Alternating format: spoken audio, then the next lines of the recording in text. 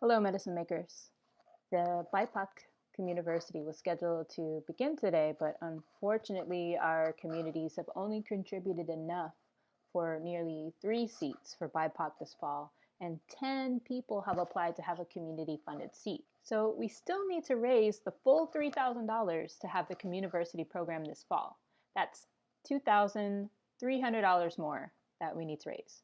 Help us raise that this week so we can get started on our healing. Now, we'll also be running an all BIPOC Herbal Freedom School. These seats are discounted to $200 for BIPOC. They're made in 2 payments, and this is for the whole 3-month program. There will be a link to the applications in this video.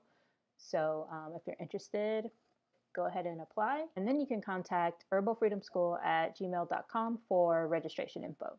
Beloved community, you can still contribute to the BIPOC Communiversity seats at www.ucaring.com/BIPOC Communiversity. We need you to understand that the Communiversity has and continues to save and transform lives. This is a space where we can come together to not only talk about the serious impact of colonization on our ancestors and its implications for our health and healing today, but it's also a space where we can envision and take steps toward our liberation, seeing ourselves unbound by systems and circumstances and connecting with the medicines and healing traditions of our ancestors to see ourselves free. Now, in the first BIPOC Communiversity, the majority of folks were Black and Puerto Rican. Maybe you're just finding out now about the political situation of the colony of Puerto Rico, a U.S. territory for over 100 years.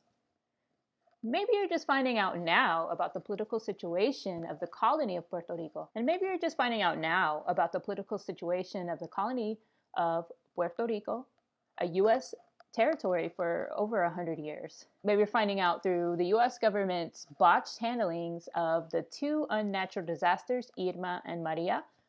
Or maybe Black Lives Matter, the election, the current administration, and the visibility of overt white supremacists has made you think more about where the United States really stands with racism and anti-Blackness and xenophobia.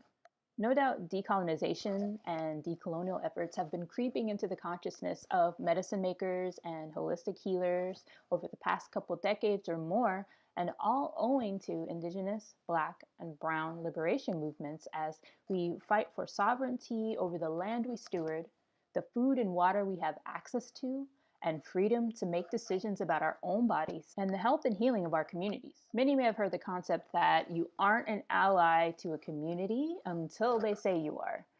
Fact. We need accomplices who are committed to our self-determination and committed to us having agency over finding our own solutions to this hot mess that exists after colonialism. Now, we didn't get ourselves into this alone, so it shouldn't be us rescuing our communities alone either. Where allies' efforts are best is within systems in which they have influence, in talking to their family, friends, and community members, and in helping fund what BIPOC communities have already been doing for centuries. Now, dismantling white supremacy is not only a process, it's a life way. It's a way of being, and it requires a serious commitment. You can't just pick it up and put it down and keep it moving. There aren't many awards or cookies or kudos or whatever. The incentive is the dismantling of white supremacy in society, which, at the end of the day, this benefits everyone.